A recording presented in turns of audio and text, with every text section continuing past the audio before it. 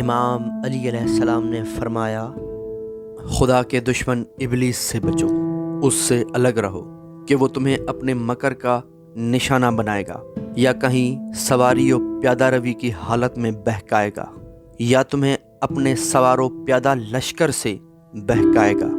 یقیناً اس نے ڈرانے والے تمہارے لیے کمان پر تیر چڑھا دیے ہیں اور قریب سے تمہاری طرف چلا دیے ہیں، یعنی پوری طاقت کے ساتھ تم سے جنگ کرنے کے لیے تیار ہو گیا ہے۔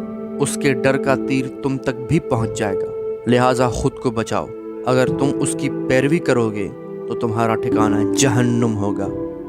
یہ جملہ آپ علیہ السلام نے شیطان کے بارے میں اور ان لوگوں کے لیے فرمایا ہے کہ جن کو اس نے بہکا دیا ہے۔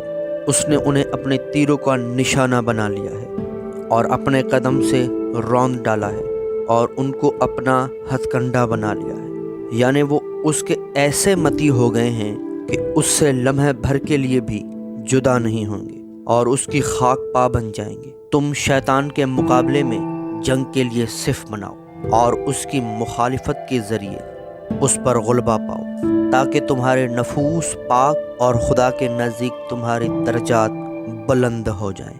نبی کریم صلی اللہ علیہ وآلہ وسلم سے دریافت کیا گیا کہ اللہ تعالیٰ نے کتے کو کیوں پیدا کیا ہے؟ آپ صلی اللہ علیہ وآلہ وسلم نے فرمایا کہ اللہ نے اس کو ابلیس کے تھوک سے پیدا کیا ہے۔ عرض کیا، یہ کیسے یا رسول اللہ؟ فرمایا کہ جب اللہ نے حضرت آدم اور حضرت حوا علیہ السلام کو زمین پر اتارا تو یہ دونوں چڑیوں کے چوزوں کی مانند کانپ رہے تھے، اور ابلیس زمین پر حضرت آدم علیہ السلام سے پہلے آ چکا تھا۔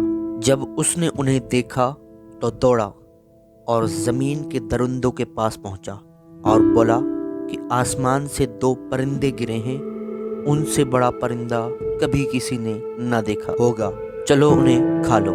یہ سن کر درندے ابلیس کے ساتھ دوڑے اور ابلیس للکار رہا تھا اور چلا رہا تھا اور کہہ رہا تھا کہ اب تھوڑی دور کی مسافت ہے، اور جلدی جلدی بولنے سے اس کے منہ سے تھوک نکل رہا تھا۔